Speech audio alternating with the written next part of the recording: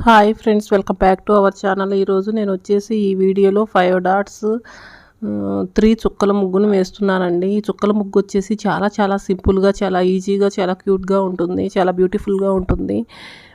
Next వచ్చేసి 5 dots 3 చుక్కలు పెట్టుకోవాలి. చుక్కలు పెట్టుకున్న తర్వాత ఇలా లైన్స్ వేసుకోవాలండి. 2 లైన్స్ ఇలా ఈ షేప్లో వేసుకోవాలి. నెక్స్ట్ వచ్చేసి ఇంకా ఈ షేప్లో ట్రయాంగిల్ షేప్లో డబల్ లైన్ వేసుకోవాలి. డబల్ లైన్ వేసుకొని మిడిల్లో డాట్ వస్తుంది, రౌండ్ సర్కిల్ వేసుకోవాలి. ఇంకా లైన్స్ వచ్చేసి ఇంక ఇలా లైన్స్ వేసుకోవాలి.